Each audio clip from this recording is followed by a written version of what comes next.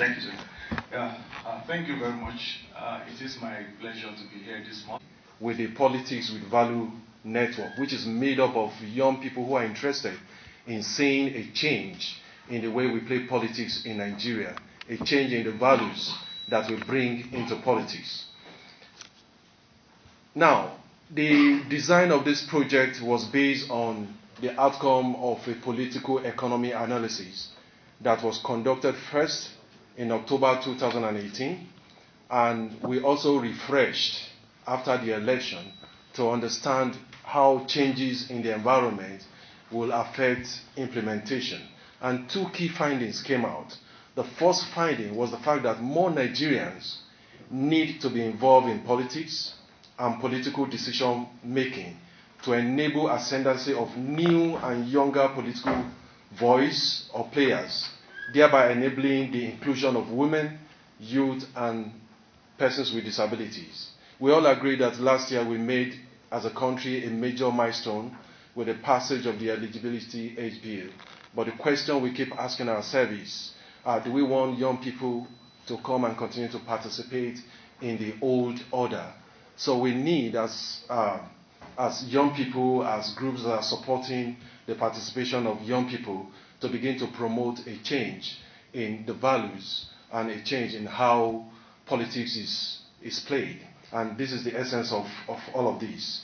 And the second key outcome was that public accountability institutions still need to be more accountable and transparent, particularly at the state level. Some gains have been made, but there are rooms for improvement. So this is going to be done while active citizen participation and the capacity to demand for accountability and transparency, as well as service delivery, becomes even more necessary. Our key stakeholders in the implementation of this project will include the Federal Ministry of Youth and Sports, the state ministries responsible for youth development, national and state level political parties, civil society organizations that are focused on youth interest, as well as agencies, organizations, and individuals identified as fundamental to youth inclusion. Importantly, we are going to be working closely with the National Assembly because they represent the people, and we are going to be looking at the quality, the values that they bring into governance. Thank you so much.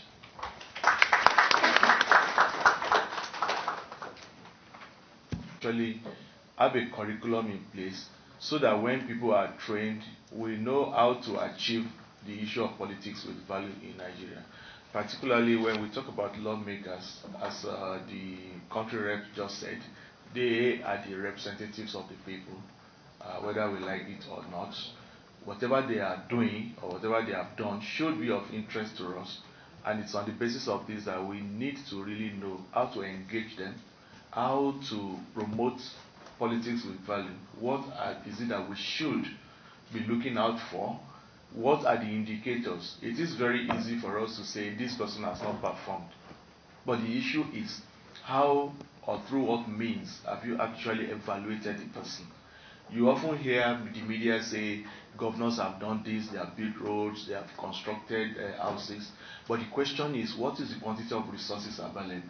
And what is the what they call value for money? What is it they have been able to achieve with the resources? This is what should be of interest to the people.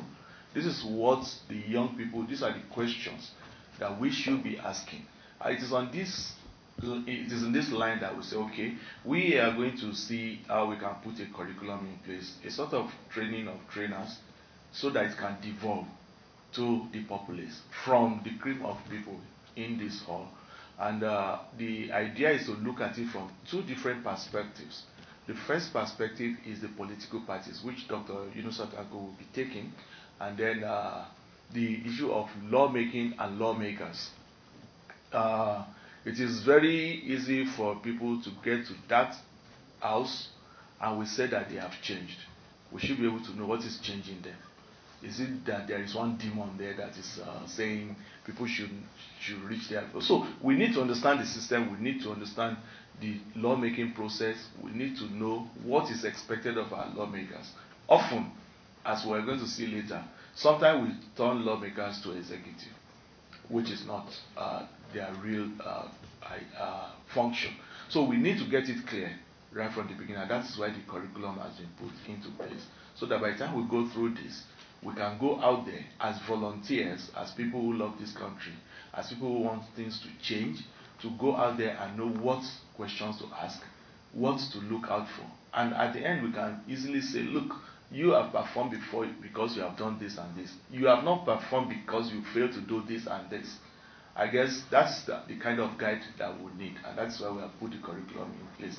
So I want to thank you for, I welcome you that we are going to have some interactions together between today and tomorrow, and I hope that it will be fruitful. Thank you. Okay.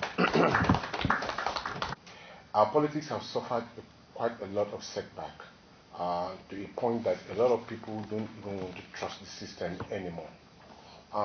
And that is dangerous, because no matter how you look at it, democracy and politics work together, and at the same time, it gives opportunity to everybody to become somebody.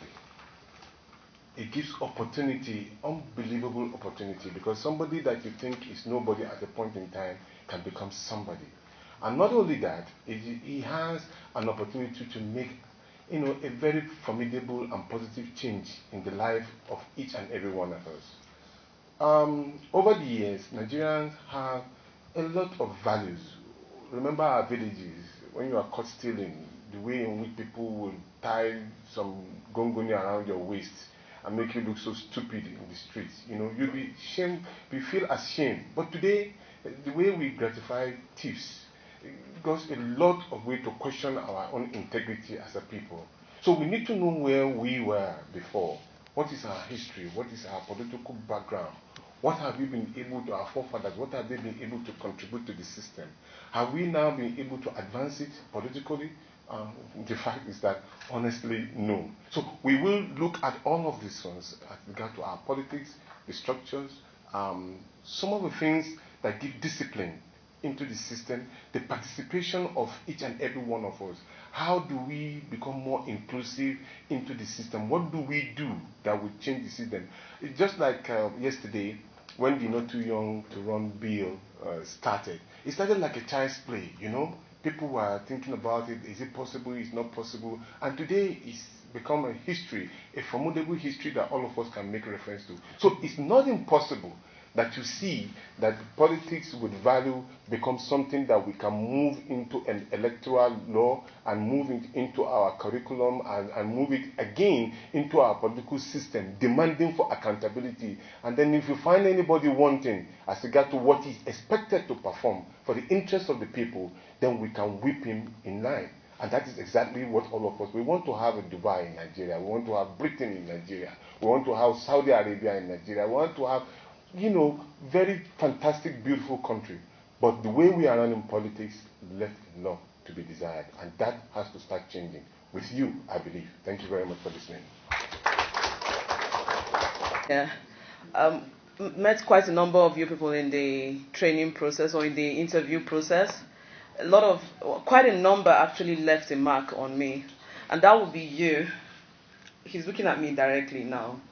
And I remember when you came in, and I saw him and I looked at how he had dressed that day. And it wasn't that he had the most expensive clothes on him. I remember the suits, the coat he wore. You made of many colors? No, I think it had something of a school on it. Oh, yeah. And I was like, wow, this person may not have all the money in the world and may not have things going so well. But his mind and the way he answered the questions, he came second, by the way. And the way he answered the questions, I almost broke down crying because I felt like, wow, in a typical setting by what Nigeria has become, this will not be the person. They'll first pick the flashy people. They'll first pick, but they won't pick this person. And this man was so bright. I almost, like interviewing him, I was just so happy. That was the high point of this for me. And that speaks for a lot of us. What we're trying to create with this and what WFD has worked so hard on is for a new breed of Nigerians. Not to say that the older generation and the other breed are not good enough, but that we need to refocus. we need to go back to key ideologies that will build Nigeria beyond what we have today, beyond our existence. We have to look beyond personal interests, beyond things that control us at this very point. That is what we're looking for. What are we also trying to do? To give this new group of people some form of legitimacy, platforms, help build them, help refine what it is that they already have inside them. So I'll go into my writing now so that I will not talk off key. Thank you. Okay, so Nigeria is in dire need of a new breed of leaders based on nation-building ideologies, positive principles, and accountability. A new class focused on building Nigeria beyond the limitations of their personal interest and beyond their own existence. It is with this in mind that WFD put together a team of visionary youths towards building a Nigeria that works for everyone. The WFD Politics with Values campaign towards inclusive and accountable politics seeks to refine and provide platforms for the next breed of leaders. Built from scratch by a team of youth in politics and active governance, the Politics with Value campaign focuses on two key areas: party building, participation, and legislative engagement. These are key areas that determine, one, the quality of system that produces leaders, and in turn, the quality of leaders produced. And then two, legislative engagement. This determines the quality of laws and by extension, policies that chart the course of our great nation. Network members and volunteers will work hand in hand in a 7-month stretch to understudy members of the Young Parliamentarians Forum in the National Assembly and the leadership of key political parties. At the end of this program, the result will be eager leaders with key knowledge of how the system works and how to improve it. Network members are to serve as mentors to the volunteers. Their duty is to guide volunteers through the process, having experienced political participation and legislative processes themselves. Volunteers will understudy and shadow political party leaders and young legislators, rating their performances by the Sustainable Development Goals and how they interact with their constituencies. What Westminster Foundation for Democracy and the network members are looking for is ripple effect. It is our hope and belief that everyone who passes through this grilling system will in turn raise new voices and leaders. We are building voices, we're building platforms, we're building future legislators, we're building technocrats, and hopefully among us here, a president. I'll prefer female, but the rest of you can try. But most importantly, we're building a leadership network that starts and grows into the future. We are in this room and with these efforts going forward, creating the Nigeria that will stand and take its place as a nation that works, the giant of a continent and a key player in world politics. Welcome to the future. Welcome to Westminster Foundation for Democracy's Politics with Value campaign. Thank you. Going forward, I will do my brief, which is how we intend to go about ensuring that the lawmakers, live up to expectations. I'm sure we'll have like a Q&A session where, questions and answers can come, and we can deliberate further on how we achieved or we arrived at this scorecard. So the first criteria we'll be using first of all, we're going to be literally shadowing the young lawmakers in the National Assembly. That's the first thing we're going to be doing. The reason why we chose the young lawmakers, because we believe that they are the future. We believe that if they get it right, it will begin the ripple effect or the process of actually entrenching these values at the grassroots level, because they represent you and I at the National Assembly. So the first criteria we're going to be looking at is representation of constituency indicators. Now, like the Prof had earlier mentioned, if we do not know these things, sometimes we begin to blame the National Assembly people for things that the executive are supposed to be doing. So this process will also highlight or help the National Assembly members to highlight some of the things that they are actually supposed to be doing, so that we're not just, it's good for people to just talk, above people's heads without really, going into the main issues. So the first criteria we chose was representation of constituency indicators. And how we're going to go about this is we're going to be finding out how they're able to fulfill the promises, in their constituencies, how they initiated, supported, and promoted some of the promises they made, because a lot of them had their campaign promises and manifestos. So we'll be using those manifestos to judge them on if they have actually done, what they said they're going to do. Also, we'll be checking them on we'll be scoring them on how their legislation relates to the common good of the society. So, as they are there in the National Assembly, whatever they are doing, how does it affect you and I, in terms of common good, of the society. We're also going to be finding out how they understand the society as a system, because we found out that some of them, unfortunately, we've had people who just go there and they're not doing anything. So this will wake them up, because we would like to know how they understand exactly what they're there for. Some people think it's just business as usual, but like I always say, governance is about service. And if you're not there to, serve the people that voted you in, then you ought not to be there in the first place. The second criteria we'll be talking about their participation in the lawmaking process.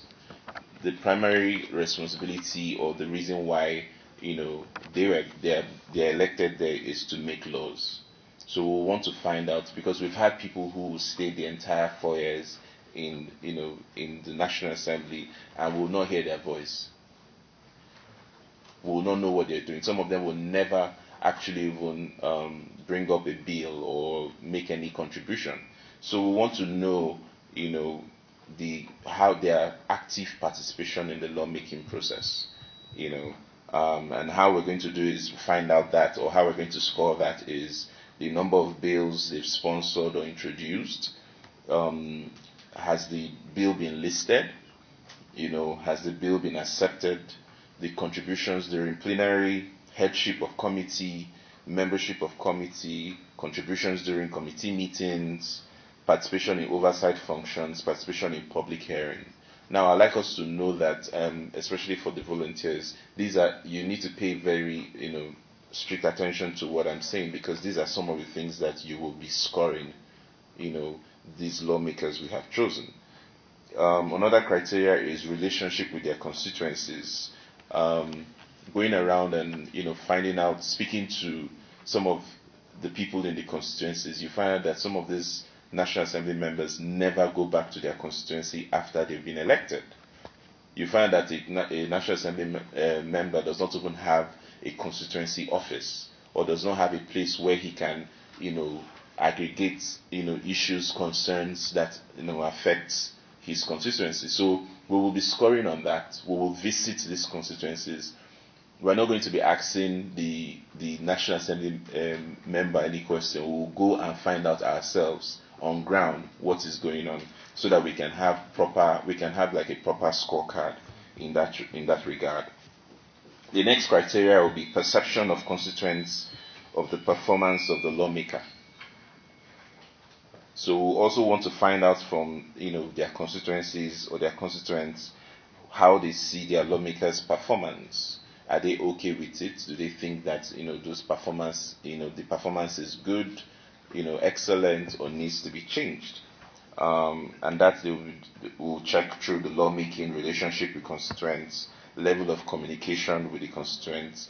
We can't have National Assembly members that their constituents don't have like a way of communicating with them directly, and so we're going to we will look at all that in their level of communication, delivery of dividends of democracy, and their general performance. And the last on the list of the criteria for the National Assembly members will be core values for lawmaking and lawmakers.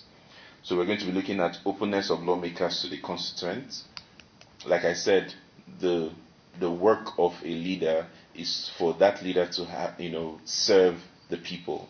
So it's not a time for you to be a big man. It's not a time for you to have security people guide you in such a way that nobody can come close to you. So we're going to be looking at all that. We'll be looking at the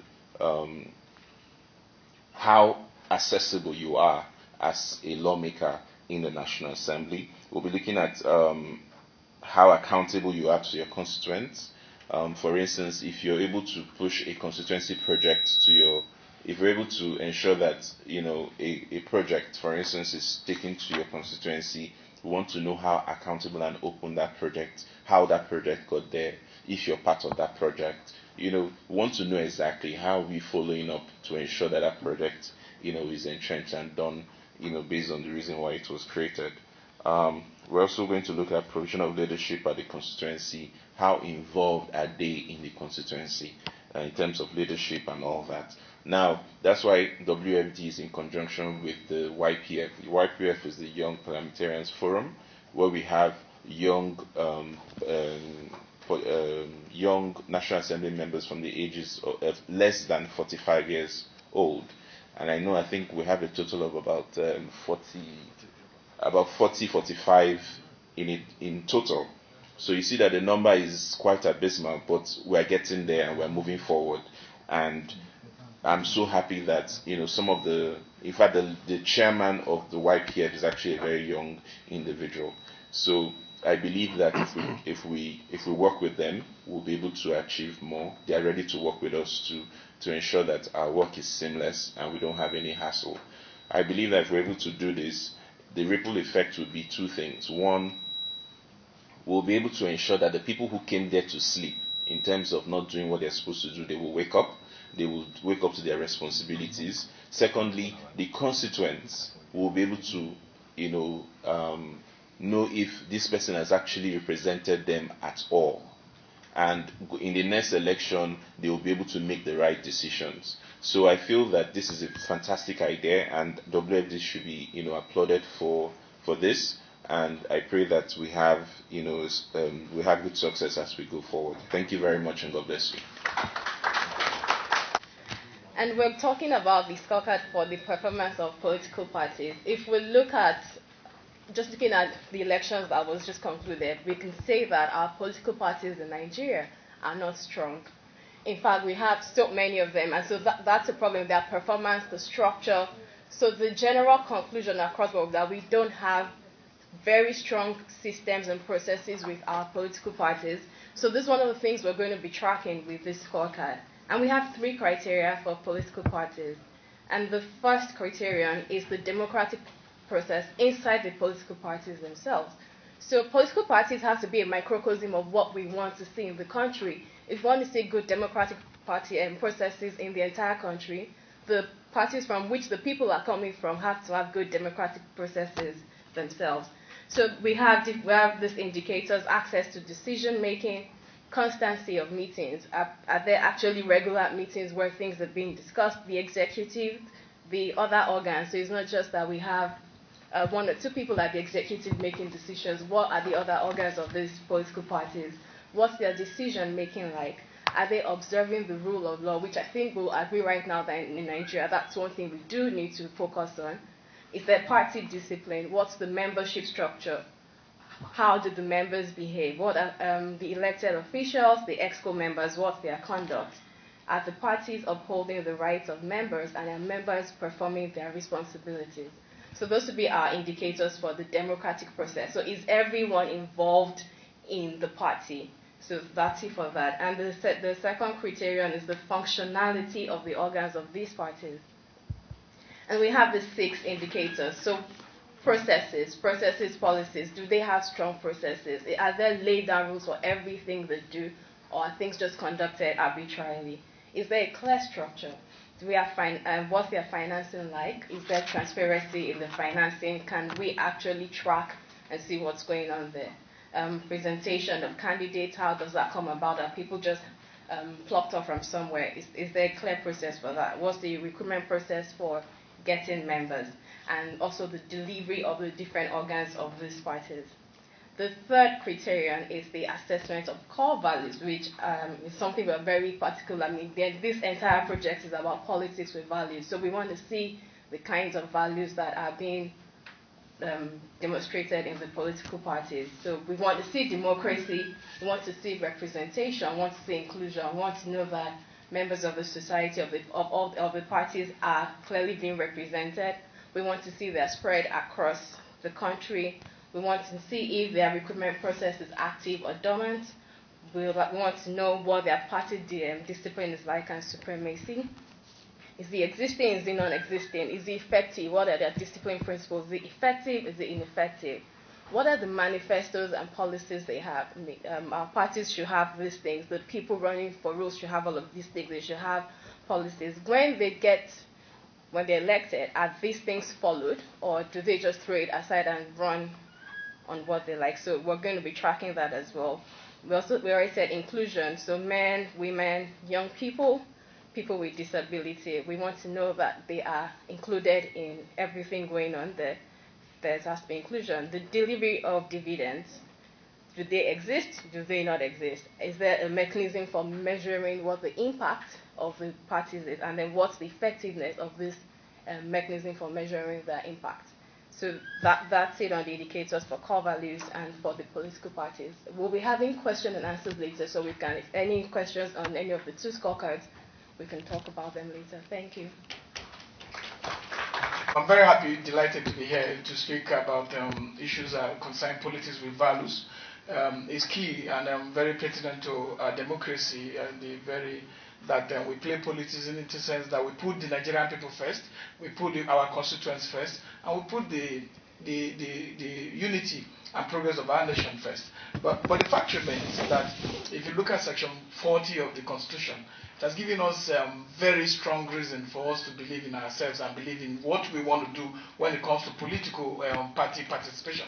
Because that section clearly states that you belong to an association, a labor union, or a political party, underline my next word, where your right and interest is protected. It's very key.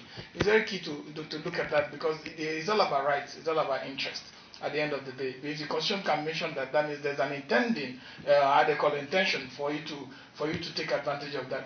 And that's why I'm an unapologetic advocate for inclusivity, for multi-party democracy in Nigeria, because that has given a lot of people opportunity that you cannot even imagine in this room.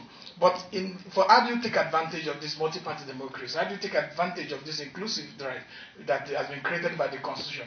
Is that you must belong to a political party. I use the word most for most young people because they do not understand. When I joined politics, I joined following people like Ojizo Kalu, following a lot of other people. I was very young, and most times when you come to the room, they tell you this small boy, that want to push a lot of it by this small girl. But you keep on, you just have to, because the most important thing in our democratic governance and practice is participation. It's very important because one, if you don't participate, nobody's coming to pick you from your house to bring you. And if you look at philosophers who have said things that, the price you pay, the high price you pay for not participating is that you get inferior people to govern you. So it's key that we must preach this thing to young legislators, to young Nigerian politicians, to young Nigerian entrepreneurs, to be able to see that changing one key sector of the economy or trying to make your impact in one side without being in the vehicle that actually drive that side, we are going nowhere. Because politics drive everything. Yeah. It drives everything, governance, economy, policy making, everything. So it's key that we continue as we preach politics with morality, with values, with all our traditional, heritage that we have. Because, like I said to a lot of people, Africa had no prison until the Europeans came. So we have values that are inherent in our culture. And this is what we must bring to politics. The next generation of leaders are the young people. But the young people, they are not going to take it on a platter of gold. If you see it in your heart, politics is not something they serve like a la carte, like you just come, you pick and you eat and go. It's you take it, you go for it, you target it, you pursue it, and you are determined in a group, small group or many group, because you can never doubt the determination of a small group for creating a bigger change in our country. And that group belongs, you belong to that group, and you belong to that next generation. And I believe that when you participate, you will bring the necessary, needed